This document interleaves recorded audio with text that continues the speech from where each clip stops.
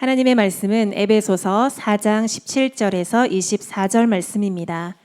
그러므로 내가 이것을 말하며 주 안에서 증언하노니 이제부터 너희는 이방인이 그 마음에 허망한 것으로 행함같이 행하지 말라. 그들의 총명이 어두워지고 그들 가운데 있는 무지함과 그들의 마음이 굳어짐으로 말미암아 하나님의 생명에서 떠나 있도다. 그들이 감각 없는 자가 되어 자신을 방탕에 방임하여 모든 더러운 것을 욕심으로 행하되 오직 너희는 그리스도를 그같이 배우지 아니하였느니라. 진리가 예수 안에 있는 것 같이 너희가 참으로 그에게서 듣고 또한 그 안에서 가르침을 받았을진데 너희는 유혹의 욕심을 따라 썩어져가는 구습을 따르는 옛 사람을 벗어버리고 오직 너의 심령이 새롭게 되어 하나님을 따라 의와 진리의 거룩함으로 지으심을 받은 새 사람을 입으라. 아멘. 할렐루야. 오늘 말씀은 따라해 봅시다. 새 사람으로 살아갑시다. 이렇게 은혜를 얻고 돌아가기를 바랍니다. 다 같이 다시 한번 인사하세요. 옆 사람하고. 새 사람이 좀 되시기 바랍니다.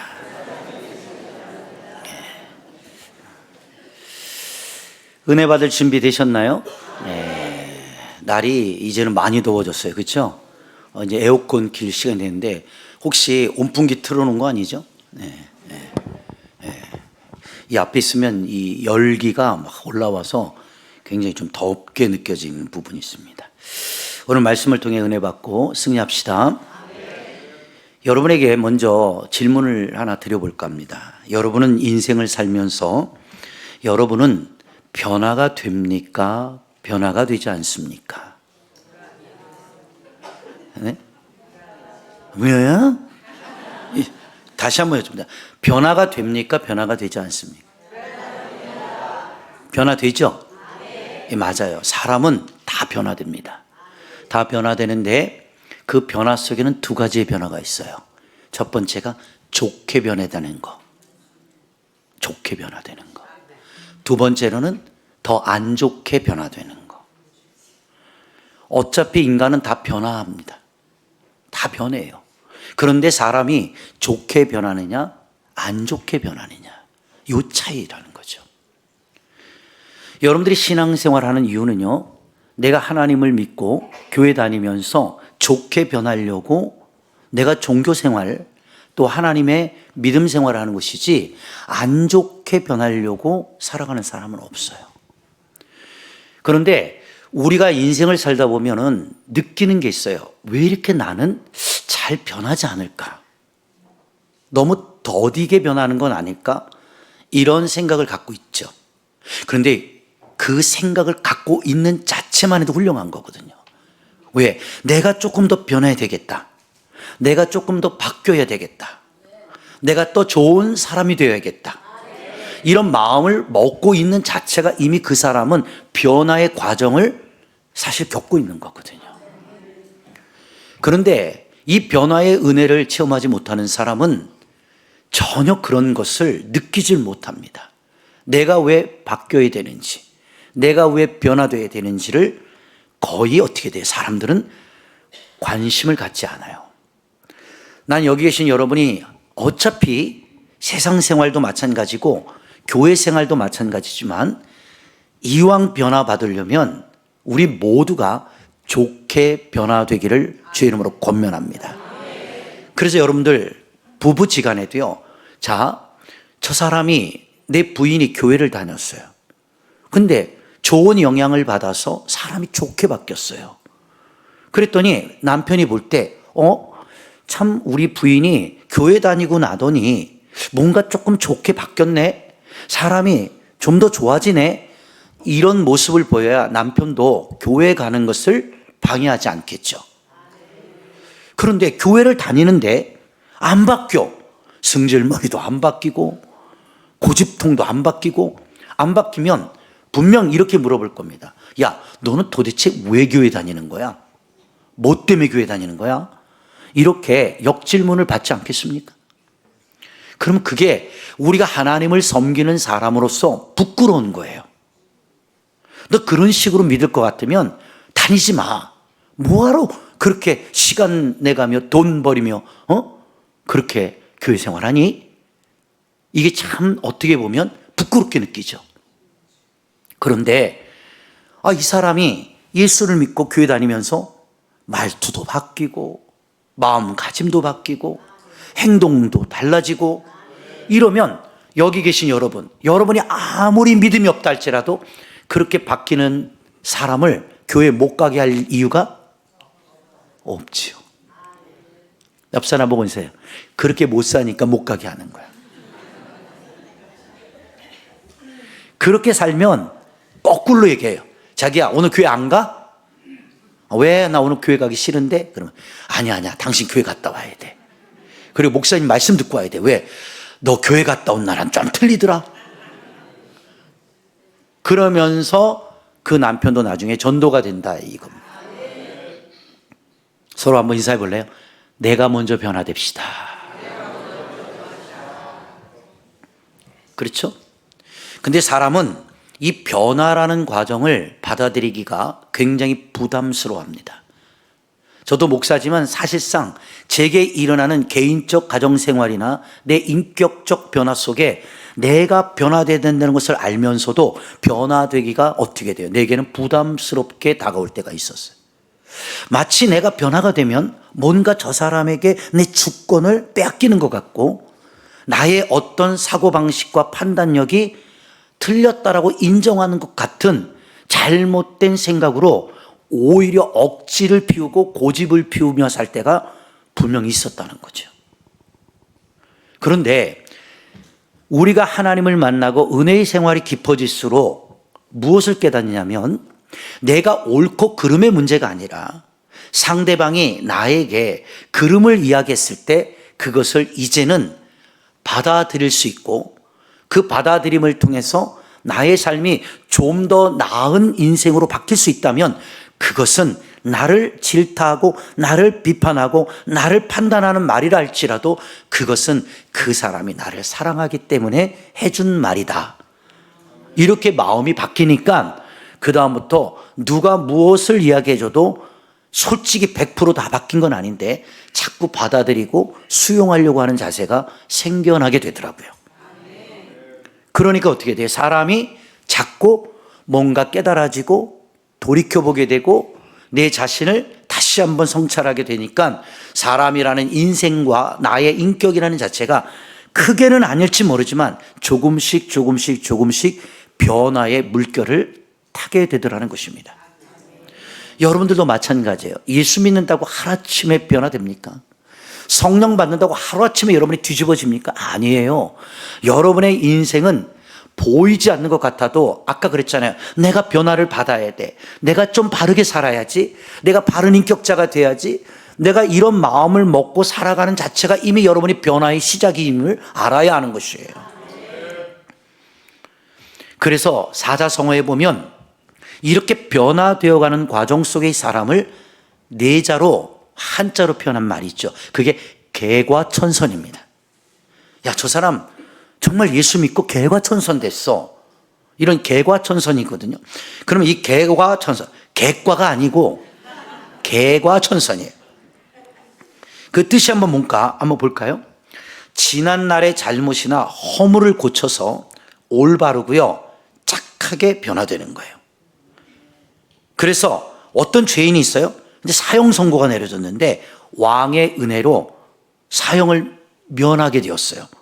그리고 왕이 이렇게 말합니다. 내가 너에게 한 번 더 기회를 줄 테니 이제 나가서 바르게 살아라. 그러니 뭐예요? 전하, 성은이 망극하웨이다 하고 울면서 나와. 그리고 나서 내가 새 생명을 얻었잖아요. 그 뒤로 나의 인생이 무엇을 잘못했는지, 내가 어떤 허물이 있는지 이것을 깨닫고 이제 올바르게 자기의 인생을 바꿔가는 사람을 개과천선이다 이렇게 표현합니다. 여러분, 그런데 이 개과천선이 안 되는 사람들의 공통적인 특징이 뭐냐면 자기의 잘못을 몰라요. 내가 무엇을 잘못하고 무엇을 그렇죠 실수하고 무엇을 어긋나게 살았는지를 전혀 깨닫지 못합니다. 그래서 그 모든 잘못은 자기에게 있지 아니하고 저 사람이 나에게 이렇게 함으로 인하여 그런 상황이 될 수밖에 없었다라는 이유를 댐으로 나의 잘못을 고치고 깨닫기보다는 타인에게 잘못과 그 죄를 전가시키므로 나의 잘못을 감추고자 하는 성경에 나타난 아담과 하와의 죄성이 우리들의 모습 속에 숨겨 있다는 겁니다. 우리 지난번에도 배웠잖아요. 분명 하나님이 선악과를 먹지 말라, 먹는 날에는 정령 죽으리라 했었어요. 그런데 뱀이 간교하게 그 사탄이 뱀 속에 들어가서 하와를 깨물어 그 선악과를 먹게 되었고 남편에게 주게 되었죠. 분명 잘못된 행동입니다. 하나님이 불러다 놓고 물어보십니다. 어찌하여 내가 먹지 말라 하는 선악과를 너가 따먹었느냐? 거기서 회개가 일어나는 것이 아니라 아담은 이렇게 고백하죠. 하나님이 나에게 주신 저 부인이 나를 꿰물어 저 부인 때문에 어쩔 수 없이 먹었나이다. 그러냐? 하와야, 그러면 너는 내가 먹지 말라는 것을 왜 따먹었더냐? 하와가 말합니다.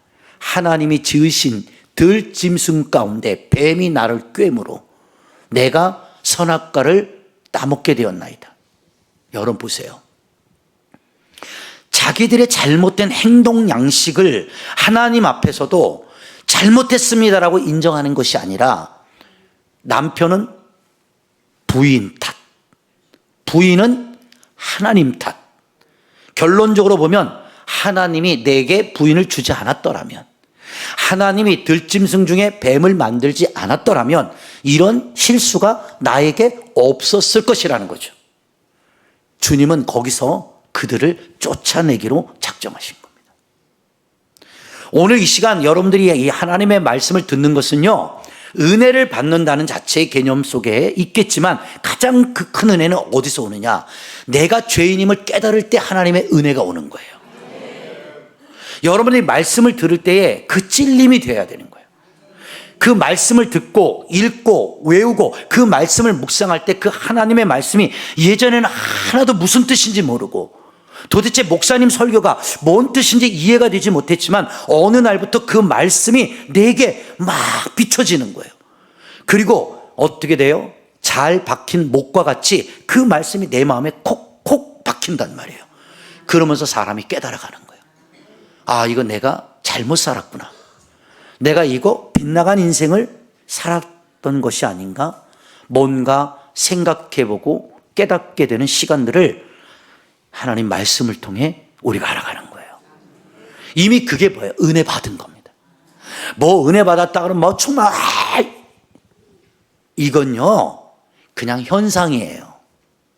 막 이렇게 안 해도요, 은혜 받은 사람은요, 아까 얘기했잖아요, 성령 받으면 새로운 사람으로 변화를 받아요.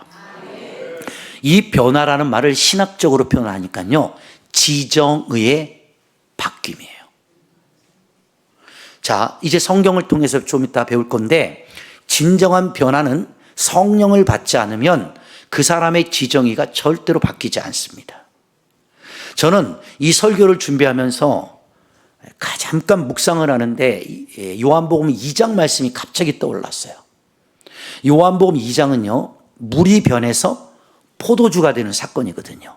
잘 아시는 사건입니다. 그러니까 혼인잔치집에 포도주가 떨어졌어. 그러니까 예수님께서 그 혼인잔치에 찾아오셨는데 어머니 마리아가 하인들에게 명하여, 그렇잖아요, 그 독에 물을 채우고 저분이 시키시는 대로 해라. 그렇게 하면서 나중에 물독에 물을 채우니까 예수님 명령하잖아요. 물이 갖다 주니까 포도주로 변화되는 사건이 가나의 혼인잔치거든요. 그때 그 사람들이 포도주를 먹으면서 마지막에 이렇게 고백합니다. 야, 이 집은 처음에도 좋은 것을 내거니와 나중에는 대부분 사람들이 술에 취하면, 쉽게 표현하면 저급품을, 비싸지 않은 것, 이것들을 그냥 대충 줄 수도 있는데 이 집은 더 좋은 포도주를 우리에게 주더라는 것이죠. 그리고 사람들이 칭송을 하거든요. 이것이 요한복음에 나타난 7대 기적 중에 이게 첫 번째, 하나님이 주신 혼인잔치의 가나안의 기적이거든 말이에요. 그러면 제가 왜 이 말을 하냐면요, 저는 성경을 묵상하면서 거기서 깨닫는 거예요. 그렇구나. 사람으로 표현할게요. 처음에 좋아요. 사람도 만나보면요, 굉장히 처음에 느낌이 좋은 사람이 있어요. 사람이 마인드도 좋고 성품도 좋은 사람이 있어요. 근데 요한복음 2장을 통해 비교해 보면 나중에 더 좋아야 돼요. 사람은 그래야 되지 않을까요? 자, 거꾸로 처음에는 물이었어요. 근데 예수님의 은혜로 진귀한 포도주로 바뀐 것처럼 여러분들이 예전에는 안 좋았어요. 그런데 여러분이 예수님을 만났어요. 그리고 내 삶이 진짜 극상품의 포도주와 같은 은혜를 낼 줄 아는 좋은 사람으로 여러분이 바뀌어야 되지 않겠어요? 그러니까 부부간에도 꼭 그런 말 합니다. 자녀들한테, 나는 처음에 네 아빠하고 결혼할 때 네 아빠가 그렇게 좋은 사람이라고 생각은 안 했어. 근데 어떻게 하다가 결혼해서 살았는데 지금 30년, 40년, 50년 살다 보니까 느끼는 게 뭐냐면, 네 아빠 같은 사람 없더라. 네 아빠 참 진국이야. 네 아빠 참 좋은 사람이다. 이 아멘 안 하는 거 보니까 다 문제가 많아. 지금 다 문제가 많아. 옆 사람 보고 한번 인사하세요. 당신 참 좋은 사람이야. 그걸 애들 말로 줄이면 볼매야. 아시죠? 볼수록 매력 있어.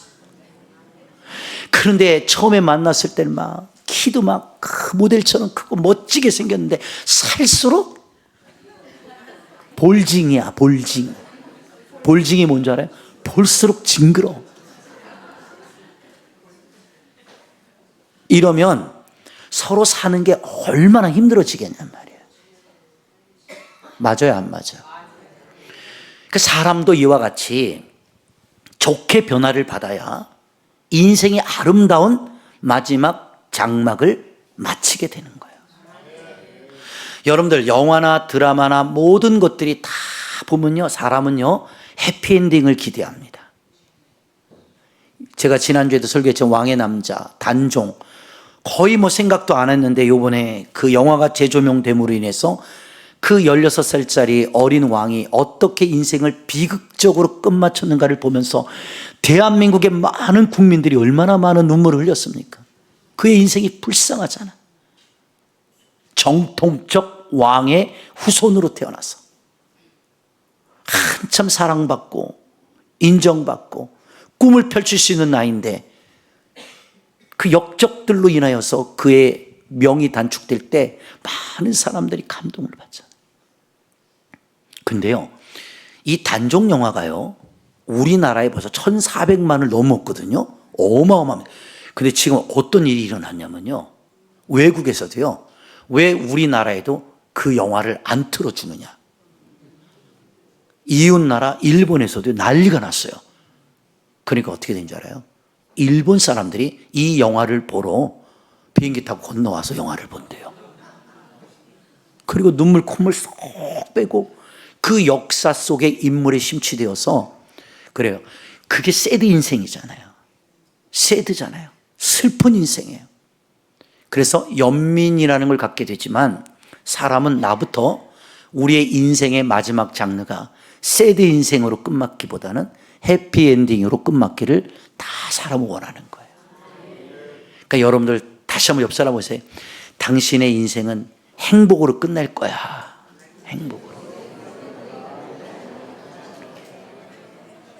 그게 좋은 거 아니에요?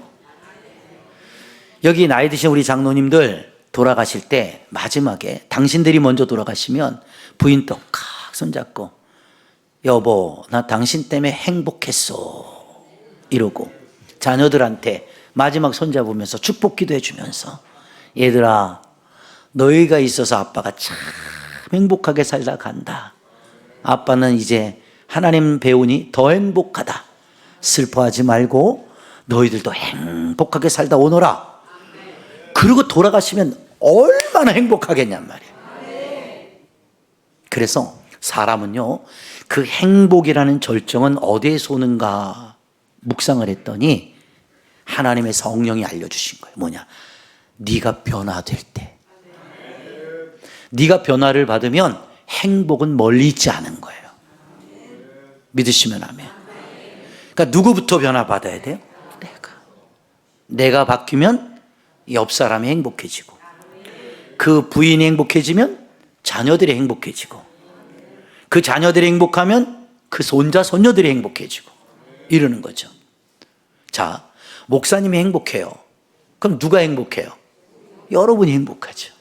내가 슬퍼요. 그럼 여러분도 슬프죠. 미안합니다.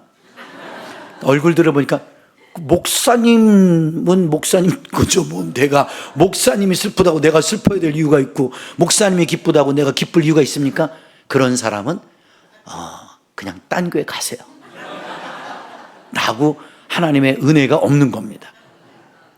그런데 사람은 아무리 무딘 사람이라 할지라도 마음에 정이라는 게 있는 거예요.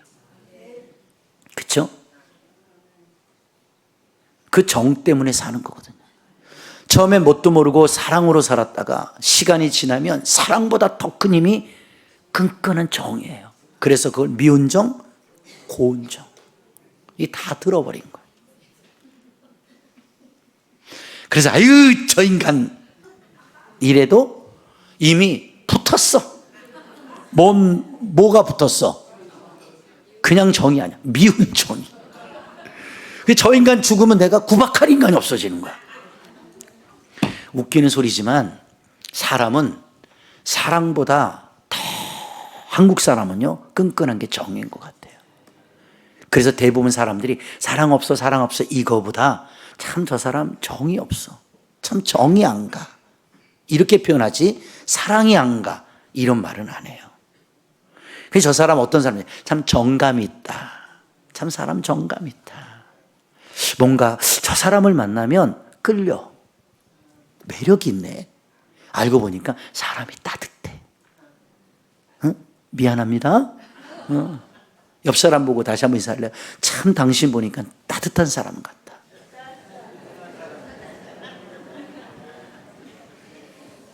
차가운 사람이 좋아요? 따뜻한 사람이 좋아요? 물어보나 마나죠. 그러면 여러분에게 물어요. 여러분은 따뜻한 사람이에요? 차가운 사람이에요? 요한복음 3장 38절에 성경이 이렇게 나왔어요. 뻥치네 이러고. 여러분, 사람은 누구나 다 온정을 느끼고 싶은 거예요. 그래서 죽은 시체는요 아무리 붙잡고 만져도 온기를 느낄 수가 없어요. 죽은 사람은 딱딱합니다. 차갑습니다. 그러나 바깥의 영하 그렇죠 7도 8도 10도의 추운 몸으로 떨고 들어왔지만 살아있는 사람은 안아주고, 살아있는 사람은 붙잡아주고, 살아있는 사람은 만져주면 금방 따뜻함을 느껴요. 그게 살아있는 거예요. 예수 잘 믿으면 뭐합니까? 교회 잘 다니면 뭐합니까? 사람이 따뜻하지가 않는데. 오늘날 이 사회가 그렇잖아요. 나라가 없습니까? 국가가 없는 게 아니잖아요. 국민이 없는 게 아니잖아요. 그런데 어때요? 이 국가와 국민은 지금 너무 차가워져 있어요. 따뜻함이 없어요. 교회가 없습니까? 하나님이 안 계십니까? 목사들이 부족입니까? 성도들이 없습니까? 아니잖아요. 뭐가 없어요? 주님의 그 따뜻함이 없는 거예요. 나는 이 교회가 사람이 많이 모이는 교회가 되기를 옛날에는 바랬어요. 근데 지금 바라지 않아요. 나의 그릇에 맞게끔 하나님이 주시는 대로 내가 목회를 하는데 나의 목회 철학이 바뀐 것은 얼마 되지 않아요. 그냥 따뜻한 교회가 됐으면 좋겠다. 행복한 교회가 됐으면 좋겠다.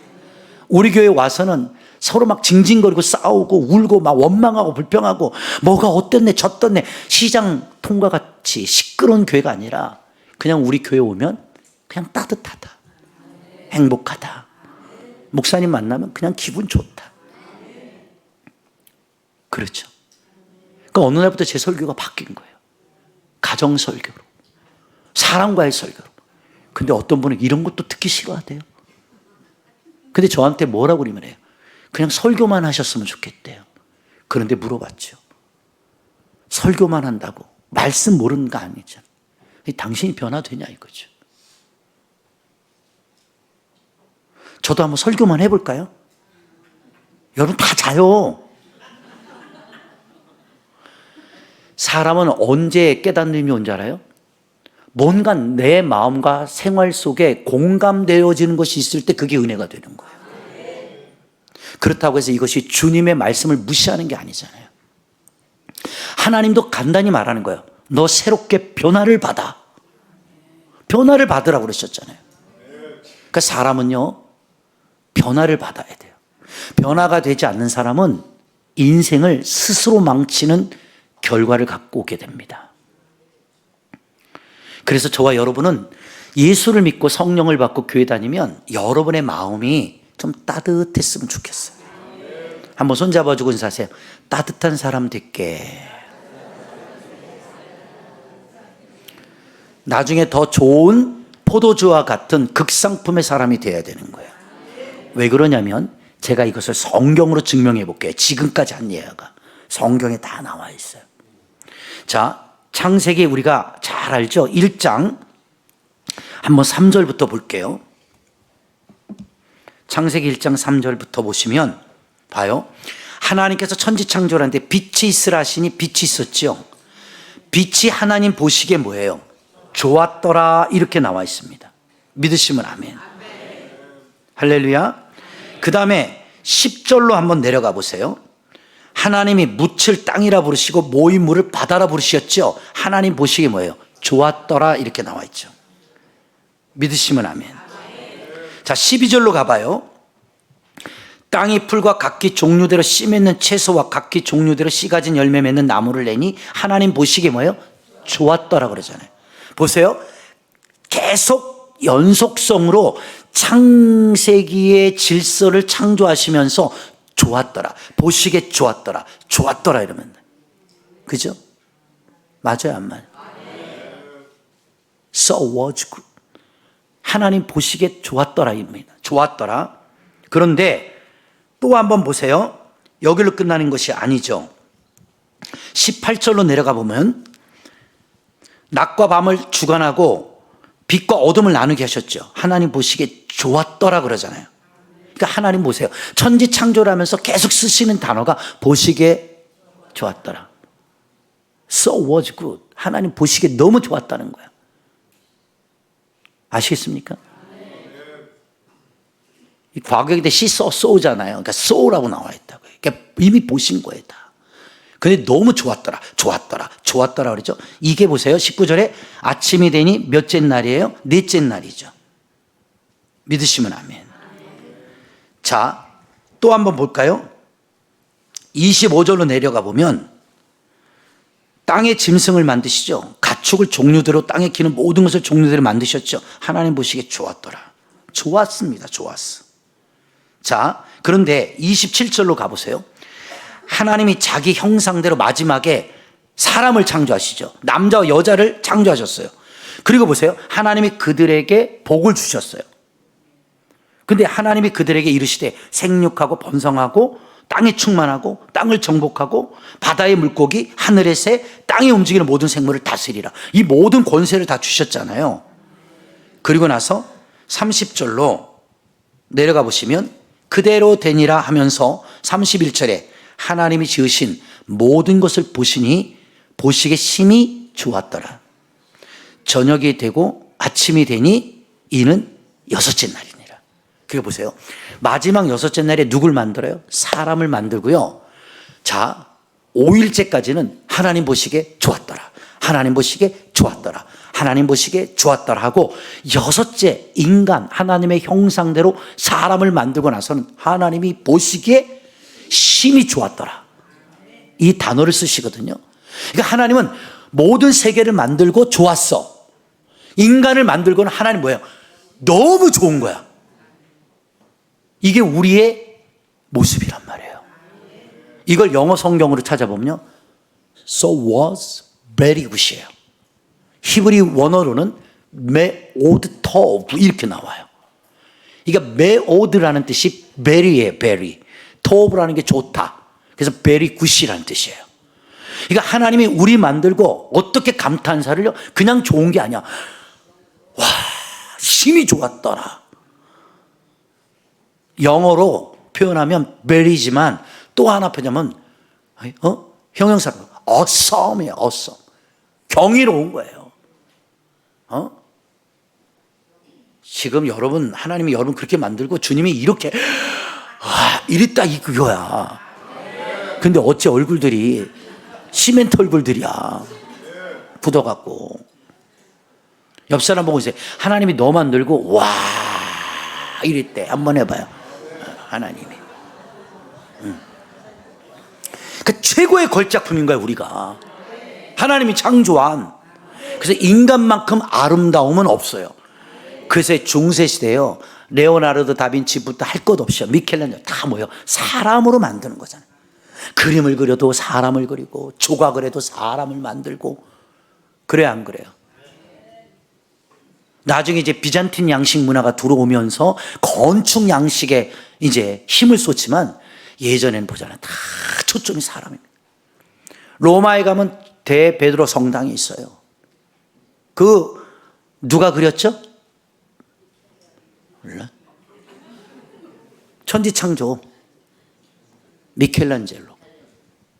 그 대성당에 올라가 보면요, 이렇게 성당을 쳐다봐요. 그 저 꼭대기에요, 천지창조 1일째에 사건이 그 그림을 그리면서 아담과 하와를 다 그려놔. 이걸 읽어. 너무 웅장. 저게 천지창조구나. 베드로 대성당에 막 성경이 그림이 꽉 차 있어요. 입이 딱 벌어집니다. 근데 그거를요, 미켈란젤로가 그릴 때 사다리를 올려놓고 그림을 그때 틀어넣어가지고 붓으로 그리면서 눈에 잉크, 페인트가 떨어져갖고 눈이 실명할 정도로 평생. 그리고 나중에는요, 목이요, 허리가 다 휘었대요. 그렇게 위대한 작품을 만들어냈거든요. 사람들이 지금 보세요, 가면서 와, 그냥 압도당해요. 압도당해. 그 그림에 압도당해요. 어쩜 저렇게 영감 있게 그렸을까? 근데 그 옆으로 나오면 데비드상이 있어요. 어린 데비드상이, 조각상이. 그것도 미켈란젤로가 만들었거든요. 요만한 소년이에요. 고추 내놓고 서 있어요. 그런데 그게 걸작품이잖아요.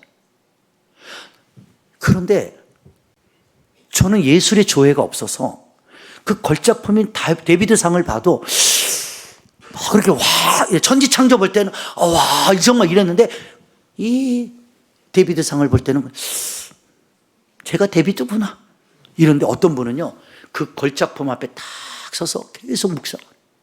어떤 사람은 막 스케치를 하는 사람도 있고. 이 받아들이는 감동이 틀리더라고. 그 똑같은 예요.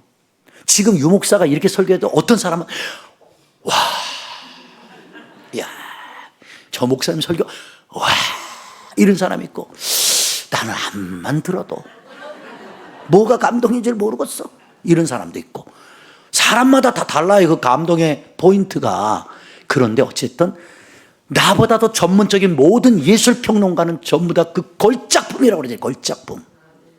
그걸 누가 부인할 수 없죠. 그런데 그런 그림보다 더 걸작품이 뭐냐, 하나님이 너희를 만들었을 때, 내가 볼 때, 내가 만들었지만 힘이 좋았더라. 이게 우리의 아름다운 모습이죠. 옆 사람하고 인사해요. 당신 걸작품이야. 걸작품. 멋진 거야. 그러니까 여러분들 있잖아요, 옆 사람 볼 때마다 이렇게 보지 말고 주님의 눈으로 이렇게 보셔야 돼요. 와, 한번 이렇게 보세요. 자, 시작. 와.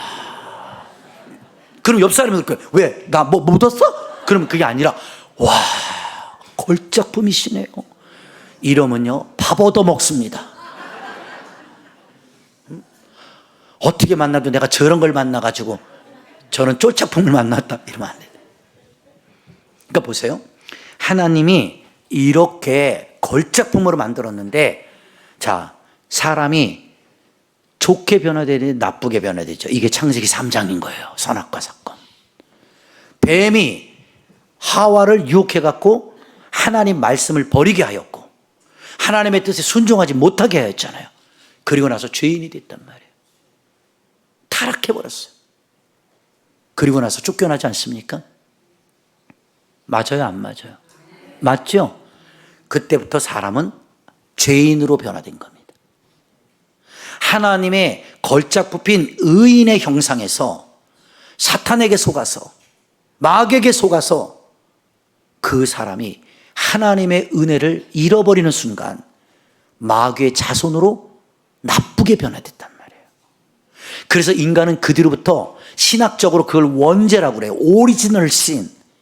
나와 의지와 상관없는 나의 조상인 아담과 하와가 죄를 짐으로 인간에게 물려준 그 원죄, 이것 때문에 일의 아담은 나에게 실패작이라는 사건을 선물로 주었지만 마지막 아담 되시는 예수 그리스도가 오심으로 인하여 그 실패된 나의 아담의 작품을 하나님께서 우리를 십자가에 못 박혀 죽으시고, 다음 주부터 고난주간이지만 우리를 그렇게 졸작으로 완전히 폭삭망한 인생을 예수 그리스도 마지막 아담께서 여러분을 살려주시고 그 죄를 용서하시고 그 죄에 대해서 해방을 주심으로 인하여 하나님의 자녀가 되는 권세로 우리를 회복시키는, 변화시키는 시점이 바로 십자가의 사건이었다는 겁니다. 그 은혜로 우리가 지금은 하나님의 자녀가 되어서 하나님을 아버지라 부르며 이제 창세기 3장 전에 이렇게 아름답게 만들었던 하나님의 형상, Image of God, 그 하나님의 형상을 어떻게 돼? 내가 찾아가는 거예요. 오늘도 우리가 왜 성령을 받는 줄 알아요? 뭐 은사 받고 막 예언하고 뭐 미래의 비밀을 말하는 것이 성령의 사건이 아니라, 성령은요, 너가 죄인임을 깨닫게 하시고 네가 왜 예수 그리스도의 그 은혜를 필요로 해야 하며 너가 왜 하나님의 그 걸작품으로 다시 돌아가야 하는지를 그 성령께서 하나님의 말씀을 통해 우리에게 조명하고 계시는 거란 말이에요. 그럴 때 인간이 비로소 깨닫는 거예요. 내가 죄인이었구나. 그래서 뭐래? 오라, 우리가 여호와께로 돌아가야겠구나. 그것이 바로 하나님의 은혜라는 겁니다. 그것이 바로 여러분의 변화의 시작인 거예요. 여러분 교회 다니는 것으로 여러분의 인생이 변화된다고 생각하면 절대 안 됩니다. 여러분은 성령을 받고 그 그리스도의 말씀을 통해 조명받아야 하며, 더 나아가 그 말씀이 하나님의 형상으로 회복되어질 수 있도록 그 말씀을 쫓아가는 것이 진정한 그리스도인의 발자취라는 거예요. 그래 여러분이 변화를 받는 거예요. 유목사의 설교 한 편으로 인간을 변화시킬 수 있으면 얼마나 좋겠습니까? 안 돼요, 안 돼. 요한복음 21장에 보면 예수님 제자들 12명이 3년 반 쫓아다녔지만 다 부인하고 도망가잖아요. 성령 받고 변화되니까 사도행전 2장을 기점으로 그들이 나가서 다른 거 전하잖아요. 주 예수를 믿으라. 사도행전 그렇죠? 16장 말씀. 그리하면 너와 내 가정이 구원을 받는단 말이에요. 막 복음을 전하면서 예수를 전하니까 사람들이, 야, 저 갈릴리 사람들 아니야? 저 무식한 것들이. 그런데 보세요, 성령 받은 이 12제자는 신분은 갈릴리 사람이었지만 하나님의 신에 도취된 사람들이에요. 이미 성령의 충만함을 받으니까 그들이 뭐예요? 각 나라 언어로 복음을 전하며 병자에게 손을 얹어줘 그 병자가 낫고, 그렇죠? 기사와 이적이 예수님의 제자들을 통해 막 나타나기 시작하니까 성경의 사도행전을 기점으로 모든 백성들이 이렇게 나옵니다. 그들을 칭송하여. 보세요, 성령을 받으면 그 하나님의 형상이 회복이 되는 거예요. 능력이 나타나는 게 중요한 게 아니라 하나님의 형상이 내 안에 회복이 되어지니까 내가 하나님의 사람으로 거듭나어지니까 나에게서 그런 하나님의 능력이 나타나기 시작하더라는 거죠. 믿으시면 아멘. 여러분의 인생을 변화시킬 수 있는 것은 사람이 아니라 성령을 받아야 합니다. 그 성령을 받아야 그 성령이 여러분의 인격, 여러분의 삶, 생활의 방향성을 그분께서 인도해 가시고 여러분을 변화시키시게 되는 거예요. 성령 받지 않으면 사람은 절대 좋게 변하지 않아요. 여러분, 인간은 제가 그랬잖아요. 변화 속에 지정의 변화가 있는데 예수를 만나지 못하고 알고 있는 지정의 변화는 그냥 그 인격적 순간의 변화입니다. 그래서 지자가 알지자잖아요. 정자가 뭐예요? 정자가 무슨 정자예요? 정정자예요. 마음. 의자가 오를 의자입니다. 그 영어로 보면 knowledge, emotion, 행위, behavior. 자, 이것이 우리가 교육을 통해서 받는 훈련이에요. 그걸 교육이라고 그래요. 그래서 공부하는 거예요. 돈 잘 벌려고 공부하는 게 아니라 인간이 인간답게 살기 위해서 공부를 배우는 게 교육이에요. 교자가 가르칠 교, 육자가 길을 육이잖아요. 가르쳐 길러내는 게 교육이에요. 그러니까 여러분의 자녀들에게 공부해라, 교육에 대한 에듀케이션 자체 있잖아요. 그 자체를 가르치는 것이 뭐예요? 성공하라가 아니라 인간답게 살라. 아시겠습니까? 그 에듀케이션 자체가 원어로 파생에 올라가 봐요. 그게 애티튜드에서 나오는 거예요. 나중에 다. 자세가 바르질 않으면 인생이 빗나가 버려요. 그래서 우리가 그렇게 힘들어도 자녀들 대학까지 큰 대자 써가면서 대학 교육까지 시키는 이유가 뭡니까? 많이 배우게 해서 인간답게 사회에 공헌하고 약자를 도우며 많은 사람들에게 베풀고 나눌 수 있는 바른 인간상을 제시하는 게 교육이지만, 그런데 지금 어떻게 돼요? 야, 서울대학 가야 돈 번다? 너 시집 잘 가? 너 공부 잘해야 나중에 성공한다? 이것이 교육 방침이 되다 보니까 물질 만능주의가 된 거 아닙니까? 인간은요, 왜 교육을 받아요? 인간답게 살기 위해 교육을 받는 거예요. 그래서 교육을 못 받으면 미안하지만 그런 거예요. 저 무식해가지고. 없을무 알식. 그게 무식이야. 아는 게 없다 이거지. 그 무식한 게 좋아요? 유식한 게 좋아요? 유식한 게 좋죠. 그런데 보세요. 그 유식함이 나의 교만이 되면 안 돼요. 그래서 성경에 말하죠. 네가 하나님을 알므로 인하여 교만하여졌다. 그게 천사장 가운데 나오는 루시퍼입니다. 하나님 앞에 가장 총애를 받고 하나님 앞에 가장 사랑을 받고 하나님 앞에 가장 큰 권세를 받던 천사장이 자기를 따르는 무리들이 많아지니까 어떻게 돼요? 그게 마귀가 되어버리는 겁니다. 우리는 하나님을 알면 알수록 더 겸손해져야 돼요.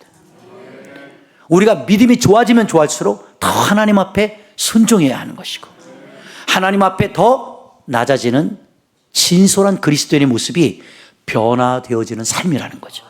그래서 성령을 받으면 그 사람이 지정의 변화가 그 안에서 일어나는 거예요.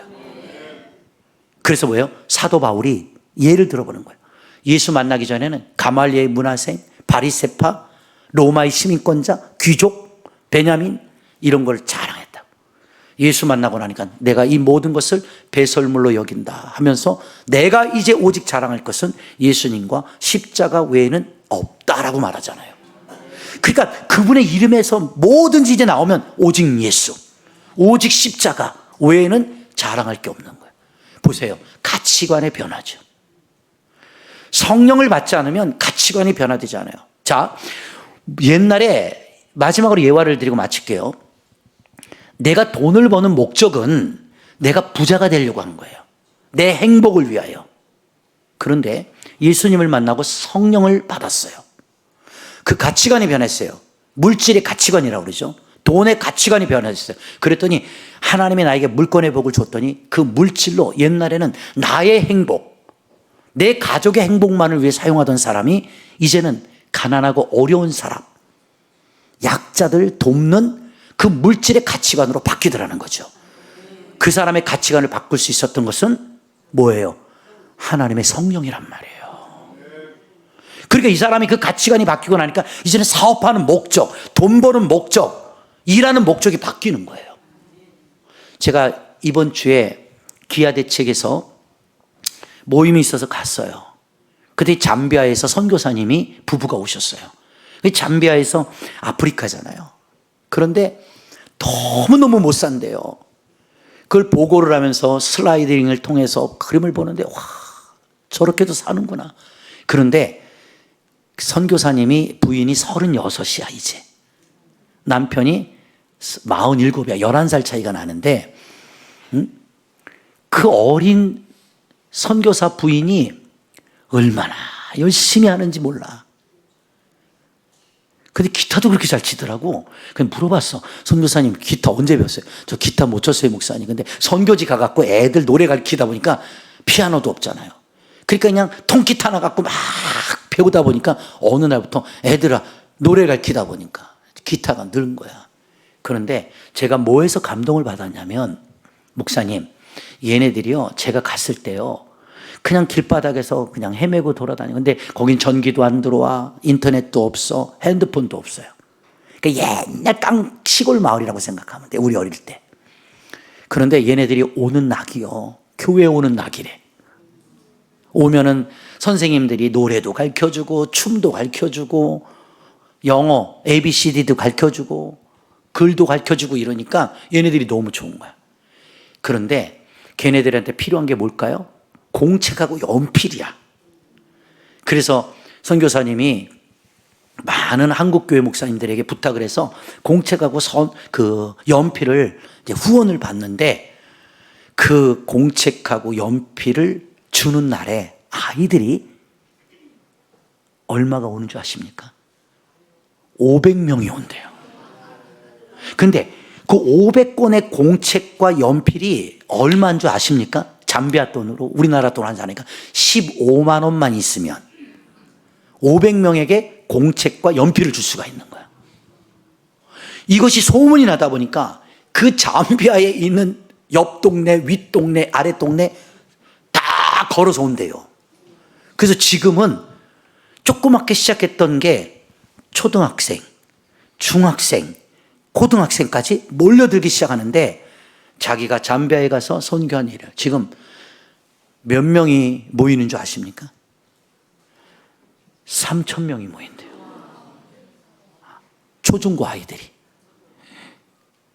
그래서 점점 아이들이 늘어나니까 이제 한국에 계신 목사님들한테 부탁을 해서 간식거리 좀 보내주세요. 걔네들의 최고의 간식거리가 추파춥스 막대 사탕이에요. 우린 줘도 먹지 않는. 그 사탕을 주는 날에는 2,000명이 줄을 선대. 2,000. 공책 줄 때보다 더 많이 모인대. 왜냐하면 간식이 없으니까. 그래서 제가 물어봤어요. 선교사님, 그럼 저 사람들 뭘 먹고 살아요? 그랬더니 그 황폐한 사막 땅을요 일궈가지고 옥수수를 심어가지고 아이들이 물을 길러와가지고 물을 주고 옥수수를 키워. 그 옥수수 알갱이를 다 따가지고 말려가지고 빻아가지고 옥수수 죽을 해먹는 거야. 그것도 하루에 한 끼를 먹으면 많이 먹는데. 그런 얘기를 하는데, 야, 그래서 내가 물어봤어. 선교사님, 혹시요, 제가 훗날, 지금 말고 훗날, 은퇴 시점에 한 10억 정도를 만들어서 잠비아로 들어가면 어떨까요? 우리나라에서 뭐 10억이래야 저 서울에 아파트 한 채 값도 안 되잖아요. 전세값밖에 안 되잖아요. 그랬더니, 날 다 갑자기 하트, 눈이 하트로 변하면서 왜 오시게요? 이래요. 그래서 아니 어떠냐고 물어봤더니 뭐는 줄 알아요? 목사님 10억만 갖고 오시잖아요. 네. 그랬더니 초, 중, 고, 대학교 다 만들어요. 그러더라고. 난 그거 충격을 받았어요. 10억이면 큰 돈일 수 있는데 어떻게 보면 작은 돈일 수 있거든요. 근데 그 10억만 내가 투자를 해주면 초, 중, 고, 대학을 다 만들겠더라고. 그러면서 뭐라는 줄 알아요? 목사님 훗날 꼭 재단 이사장 돼주시면 안 돼요. 이래. 나도 모르게 얼떨결 아멘 이랬어. 그랬더니 그 옆에 있는 우리 선배 목사님이 유 목사 잘 생각하고 아멘 해야 돼. 아프리카가 보통 힘든 데가 아니야. 그래서 아니 나는요 가서 하겠다는 게 아니고 그냥 져드리겠다고 한 거예요. 그랬더니 그건 또 가능하지 이러더라고. 근데 그 말이 뭐냐면 선교 가서 하시는 분들은요 그거 정말 힘들어요. 제일 힘든 게 뭐예요? 선교사님 그랬더니 뭐냐면 외로움이래. 5시만 되면 그 아프리카에 불빛 하나를 볼 수가 없어. 그래서 램프를 켜고 촛불을 켜고 하는데 5시만 넘어가면 껌껌해지면요 칠 같은 나무니 한국의 이 흑암은 흑암도 아니래. 진짜 아무것도 안 보이는데 너무 깜깜한데 무서울 정도로 깜깜하대. 아무 소리도 안 들고 동물 소리만 들리고. 그래서 두 부부가 있으면 공황 상태가 올 것 같다는 거예요. 어떨 때는. 근데 아침이 되고 또 아이들이 새까만 아이들이 막 목사님 그리고 이제 와갖고 노래하고 찬양하는 거 보면 또 그게 그냥 확 어둠이 벗겨지고. 그래서 제가 10년을 넘도록 이러고 주의 일 하나 봐요 이러더라고요. 근데 제가 이 말씀 드리는 문제는 사람이 돈을 버는 목적도 가치관이 변화되면 그런 나라, 그런 불쌍한 영혼들을 생각할 줄 알고 나눠줄 수 있는 마음들이 생겨나는 거예요. 왜 돈 벌어야 돼요? 여러분 잘 먹고 잘 입고 잘 살기 위해서 버셔야 돼요. 맞아요. 그런데 제가 부탁하는 건 하나님이 나에게 물질의 복을 주신 이유는 나만 잘 먹고 잘 입고 잘 살라는 게 아니라 그 가치관을 변화시켜 가난하고 약하고 어려운 사람들을 도우라는 하나님의 지상 명령이 있다라고 나는 믿어요. 대한민국도 이렇게 잘 살 수 있었던 것은 세계적 선교사들이 우리나라 1950년 6.25 동란이 일어나가지고 그렇죠? 폐허더미가 된 이 땅 위에 얼마나 많은 선교사님들이 들어오셔서 우리 전쟁 고아들 데려다가 교육시키고 학교 지어주고 병원 지어주고 그렇게 해서 이 나라가 지금 세계 10대 안에 들어가는 경제적 강대국을 하나님의 은혜로 만들어 주셨잖아요. 그러니까 이제 그 받은 은혜를 우리가 나눌 수 있어야 되는 거예요. 믿으시면 아멘. 그래서 제가 그 잠비아 선교사님 이제 한번 저희 교회에 오후 때 한번 모시려고 내가 그래요. 근데 야, 참 그런 걸 보면서 그래 저러해서 돈을 벌어야겠구나. 15만 원이면 500명을 줄 수가 있어. 여러분 15만 원 없어서 못 사시는 분 있겠죠. 없다고는 뭘 하겠죠. 근데 15만 원으로 500명에게 복음을 전할 수가 있잖아요. 그럼 30만 원이면 1000명에게 줄 수가 있는 거예요. 야, 이런 걸 생각해 보니까 한국의 그 돈의 가치와 지금 현재 경제적인 부와 행복이 얼마나 하나님이 큰 복을 줬는지를 아는 거예요. 저 때만 해도요, 미안하지만 저 어릴 때 환 썼어요. 환. 젊은 친구들 모르죠. 백환. 그 전에 전이 있었어요. 1전, 2전. 그게 화폐가 변화돼서 1원, 5원, 10원 그렇게 썼다고요. 100원이면요 우리 때 엄청 큰 용돈이었어요. 맞아요 안 맞아요? 지금 100원이요 길바닥에 떨어져도 안 주워가요. 1000원도요 애들 주면요 3살 4살은 좋다고 그러지만요 5살 이상 되면요 1000원 주면요 걔가 4000원 붙여서 5000원 나한테 줘요. 아빠 사 먹으라고. 한국의 돈의 가치가 그만큼 경제적으로 부강이 됐는데 우리나라를 부하게 만들어 주신 이유가 가치관의 변화를 가져오라는 하나님의 사명이라고 나는 믿어요. 어려운 사람들을 돌아보고 가난한 자들에게 베풀고 이런 선교사들을 위해 고생하는 자들에게 나눌 수 있는 그 따뜻한 우리 세계로 교회가 되었으면 좋겠어요. 돈 열심히 버세요. 그리고 열심히 선교헌금하세요. 제가 안 가져가니까 걱정하지 마시고. 그래서 지금 우리 교회는 치앙마이 센터를 위해서 기도하고 있잖아요. 분명히 하나님이 건립시켜 줄 거라고 난 믿어요. 자꾸 기도하고 선포하고 하나님 나라를 위해서 나아가다 보면 그 거룩한 가치관이 우리의 인생을 더 행복하게 만드는 값진 가치관이 될 것이고 여러분이 예수 믿고 좋은 가치관을 갖는 지정의의 사람들로 변화되시기를 주의 이름으로 권면합니다. 다음 주에 이제 이어서 왜 변화되어야 되는지 더 깊이 성경을 통해 배우고 다 같이 한번 손잡고 있어요. 당신은 어마어마한 사람입니다. 한번 해주세요. 왜 어마어마한 줄 알아요? 주님이 놀라 자빠지실 정도로 만드셨으니까. 믿으시면 아멘. 그러니까 주님이 여러분 만들고 어떻게 하셨다고 그랬어요? 이건 성경 그대로고 난 여러분이 이러니까 나는 조금 뒤떨어진다고 생각해. 내가 말하는 건 힘이 좋았더라. 그렇게 말하는 건 누가 못해. 그 주님의 마음을 한번 보라는 거죠. 나를 만드시고 했거든. 이야, 내가 만들었는데 우와 이러지 않으셨을까요? 다시 마지막으로 기회 한번 드릴게요. 옆 사람 보고 와,